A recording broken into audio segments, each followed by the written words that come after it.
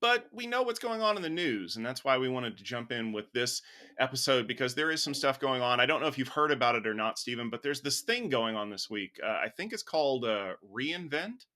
Never heard of it. Yeah, I know, right? But there's some news coming out of it because during the keynote, they introduced a range of new AI models that they're branding as Nova. These next generation models, which are available on Amazon Bedrock, offer capabilities like text, image, and video processing using generative AI algorithms. We've seen a lot of AI models, including OpenAI's very popular ChatGPT series. So, what is different about Amazon Nova? Well, it's better, of course. No, the truth is that it is interesting that we've got Amazon introducing a whole range of new models, but it's not really surprising. This is where we're at, this year. Gen AI is hitting production, and it's very, very cool to have a whole new range of models to use. So, what are we talking about here? Well, think about how ChatGPT has like GPT 3.5 and 4 and 4.0 and all those. Well, that's what Amazon has put together here, but basically a whole new generation of models like that. So Nova Micro is the smallest. It's a text only model for low latency at response. It doesn't really require a lot of hardware. It looks very, very good, but of course, this stuff is actually brand new. As we're recording, they're barely just announcing this. So we don't, I haven't got my hands on it. I can't wait to get my hands on it. They've also got Nova Lite. Now, these are multimodal models, Lite and Pro and Premiere, which means that they can handle images and video as well as text. And they've got, as I said, the Lite model, the Pro model, and the Premiere model. The Premiere, I guess, would be the equivalent of a ChatGPT 4.0, or maybe even beyond that in terms of handling more complex, I guess you could call it reasoning, if that's what generative AI models are doing, but handling more complex queries, and of course using more of our valuable energy.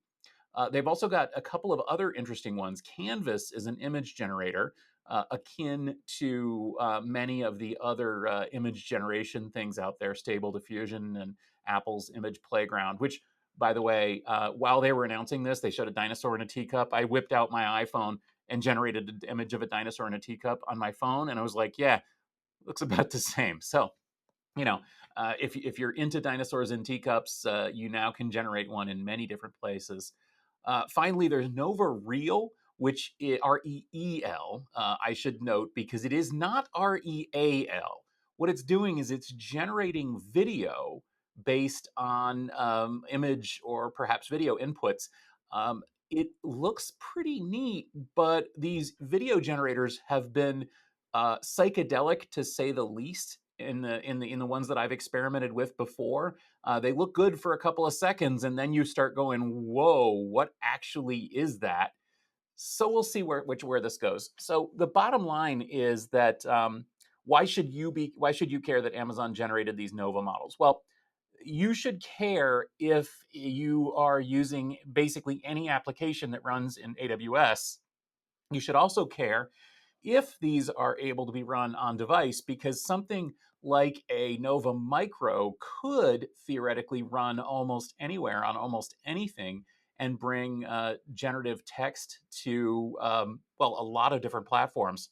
The fact that these are in Amazon Bedrock, the fact that they're available to any application using AWS is just incredible. Also, the big thing though is the fact that they've tuned these things to use a lot less power and to work a lot better on Amazon's own internal AI chips means that they're going to be cheaper and we're going to see a lot more.